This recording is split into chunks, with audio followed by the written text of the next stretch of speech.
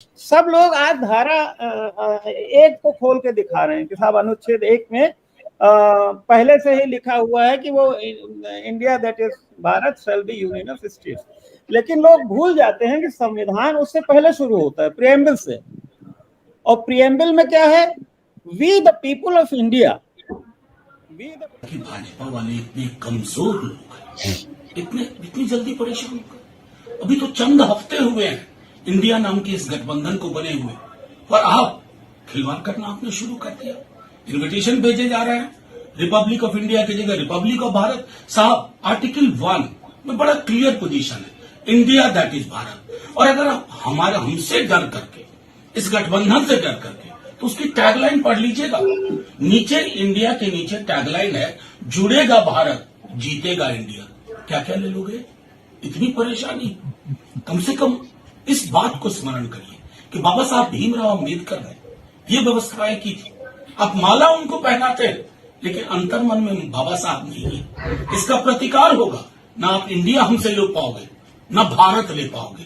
आपके हाथ में जो वो चीजें हैं ना, अभी मेजॉरिटी के कारण वो सब छीन ली जाएंगी, और यही आवाम करेगी जिसे इंडिया से भी प्यार है और भारत से भी मोहब्बत है। तो रामदत्त जी, मैं आपसे मैं यही जानना चाहता हूं कि ये जो इंडिया गठबंधन बना है, क्या इंडिया नाम से चिढ़ हो गया है मोदी सरकार को और भारतीय जनता पार्टी को कि अब इंडिया जो है हर जगह से हटाया जाए? मोदी जी ने विपक्ष को एक अवसर दे दिया है, दूसरा अवसर दे दिया है। पहले वो वन नेशन वन इलेक्शन वाला था, एक दूसरा अवसर दे दिया ये कहने के लिए कि वो इंडिया गठबंधन के नाम से डर गए मोदी जी, या चिढ़ते हैं इंडिया के नाम से। तो ये मौका तो दे ही दिया है मनोज इनको, झा साहब को, ये कहने के लिए। और ऐसा बहुत से लोग इस तरह के फील कर रहे हैं कि हाँ, ये कहीं ऐसा तो नहीं कि गुस्से में उन्होंने कहा कि भाई चलिए हम नामे हटा देते हैं। तो ये तो रही उसकी बात। लेकिन अगर आप सीरियसली देखें तो ये क्या है कि सरकारें इस तरह से या पार्टियां करती हैं जिसको कहते हैं सस्ती लोकप्रियता। एक मुहावरा है हिंदी में, हर लगे न फिटकिरी रंग चोखा है। तो मैं देख रहा हूँ भक्त लोग बड़े खुश हो गए इसी से कि भाई वो भारत नाम हो गया, इंडिया हट गया।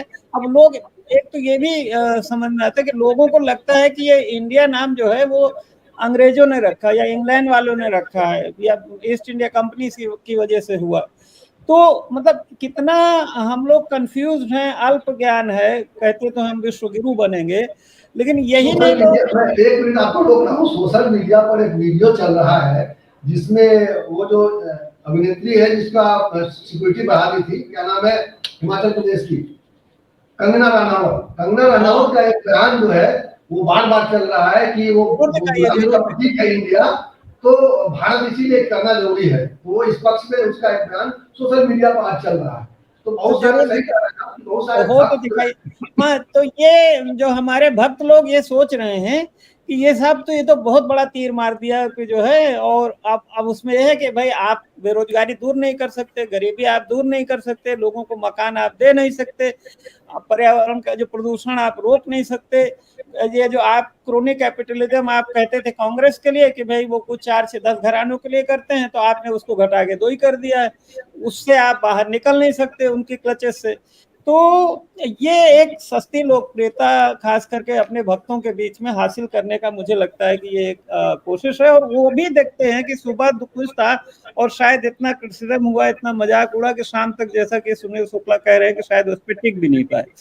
तो खैर, लेकिन एक सीरियस बात इसमें ये है कि ये इस तरह का कहना कि इंडिया विदेशी मतलब गुलामी का प्रतीक है या इंडिया नाम क्यों रखा गया, मुझे लगता है कि ये एक तरह से हमारे उन स्वतंत्रता सेनानियों का अपमान है जिन्होंने लाठियां खाई, जेले गए 10-10 साल, 12-12 साल, और जो लोग माफी मांग मांग के निकले हैं जेल से बाहर या गए ही नहीं कभी आंदोलन में, तो वो आज दावा कर रहे हैं कि वो बड़े ज्यादा राष्ट्रभक्त हैं। अरे भाई, राष्ट्रभक्त वो थे उस समय कि जिन्होंने घर बार छोड़ के, नाम हुआ, फांसी पे चढ़े, वो सब चढ़े। तो वो राष्ट्रभक्त नहीं है, ये ज्यादा राष्ट्रभक्त है। तो मतलब ये मतलब क्या है, ये एक तरह से पूरे फ्रीडम मूवमेंट को, क्योंकि संविधान सभा में कौन लोग थे भाई जो फ्रीडम मूवमेंट में शामिल थे, और बड़प्पन उनका कि भाई उन्होंने सबको लिया, जो अपने आप नहीं चुने जा सके संविधान सभा में उनको भी ले आए, और कंसेंसस से, जैसा कि सुनील जी कह रहे हैं और राजेंद्र द्विवेदी कह रहे हैं कि भाई डिस्कशन हुआ, कोई ये भी नहीं कि भाई एक कहीं टॉप से जो है आकाशवाणी हुई, और आकाशवाणी आप वाली नहीं सुनील जी, कि आकाशवाणी हुई और उन्होंने अडॉप्ट कर लिया। तो ये डिबेट हुई बाकायदे। और एक चीज उसमें मैं और जोड़ना चाहूंगा कि देखिए, लीगल बात मैं आपसे जोड़ना चाहता हूँ, भारत का इस पे विचार करने की चीज, उससे पहले एक, सब लोग आज धारा 1 को खोल के दिखा रहे हैं कि साहब अनुच्छेद 1 में पहले से ही लिखा हुआ है कि वो India that is Bharat shall be union of states, लेकिन लोग भूल जाते हैं कि संविधान उससे पहले शुरू होता है, प्रियम्बल से। और प्रियम्बल में क्या है, we the people of India, we the people of India, इसमें दैट इज नहीं है, having solemnly resolved to constitute India into a sovereign socialist secular democratic republic। जो हमारा उद्देशिका है, जो जो पूरे संविधान का मूल मंत्र है, निचोड़ जिससे हम चीजों को डिराइव करते हैं, उसमें तो दोनों शब्द नहीं है, इंडिया ही है। उसकी क्या वजह हो सकती है कि क्या हमारे जो संविधान बनाने वाले अज्ञानी थे या वो राष्ट्रभक्त नहीं थे? भाई पहली बात तो ये हमें समझना चाहिए कि जो इंडिया शब्द का इस्तेमाल हमारे लिए, हम भारतवासियों के लिए, हम अपने को भारतवासी कहते हैं, जम्मू द्वीप कहें, आर्यावर्त कहें, बहुत सारे नाम, हिंदुस्तान कहें, कुछ भी कहें, लेकिन बाहरी दुनिया हमारी किस नाम से जानती है?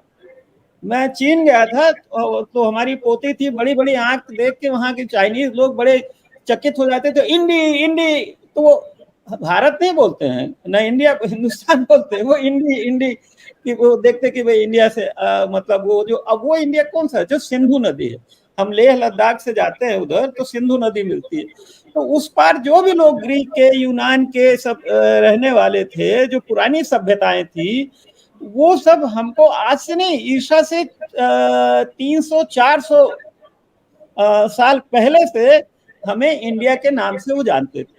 तो दुनिया में जो भारत जाना जाता था वो इंडिया के नाम से जाना जाता था, और वो इंग्लैंड तो बहुत बाद में समृद्ध हुआ और राजपाट आया, उससे पुरानी जो सभ्यताएं हैं, ग्रीस, यूनान और ये सब, ये हमको, तो ये जो चीज ईसा से 400 साल पहले से चल रहा है शब्द, उसको आप कह रहे हैं अंग्रेजों की गुलामी से, उससे क्या मतलब है? इंडस वैली वाला पार्ट भूल गए हैं तो ये भूल गए ना, क्योंकि आप इनको नया इतिहास पढ़ रहे हैं, पुराने इतिहास तो पढ़ेंगे नहीं।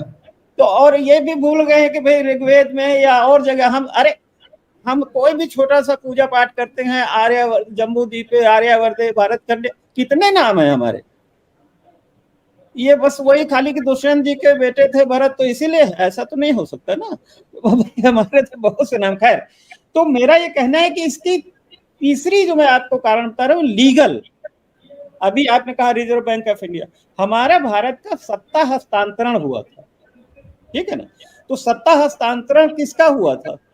भारत नाम का कोई देश तो था नहीं, भारत नाम के लीगल एंटिटी वाला देश नहीं था, मतलब भारत था हम लोग कहते थे, लेकिन कानूनी मान्यता वाला, संवैधानिक मान्यता वाला भारत देश कहाँ था? वो तो था नहीं। क्या था? इंडिया। तो जितनी हमारे इंटरनेशनल ट्रीटी थी, रिजर्व बैंक था, ये जो भी हमारे, देखिए बहुत सारे लॉ में इंटरनेशनल ट्रीटीज होती हैं या कानूनी वो होती हैं, तो हमने क्या सत्ता हस्तांतरण किसका किया? जो इंडिया नाम के से जाना जाता था जो कंट्री, वो उसका है, ताकि नहीं तो नेहरू जी किसको प्रधानमंत्री, हम कहते हैं हम भारत के बने, तो भारत कौन भारत? भारत के नाम से तो कोई कानूनी दस्तावेज था नहीं, तो एक कानूनी आवश्यकता भी थी, ये भी लोग भूल जाते हैं आज, क्योंकि ये लोग तो फ्रीडम मूवमेंट में रहे नहीं, न फ्रीडम मूवमेंट का इतिहास पढ़ा, नमस्ते सदा वत्सले भारत, क्या कौन सा भूमि, उसके अलावा तो जानते नहीं बाहर की दुनिया क्या है। तो ये लीगल भी रिक्वायरमेंट थी कि इसमें इंडिया को साथ साथ रखा जाता, क्योंकि अगर नहीं रखा जाता तो आप किसका ये जो खजाना है, जिसमें बाद में डिस्प्यूट हुआ पाकिस्तान से 75 करोड़ या के 60 करोड़ का, तो वो खजाना किस नाम के देश का था? वो हमारा सेंट्रल जो है वो बैंक किस नाम से था? और बहुत सारे लीगल डॉक्यूमेंट है जो हमने तमाम जो 650, 700 या 500 रियासतें थी उनका हमने विलय किसमें कराया था?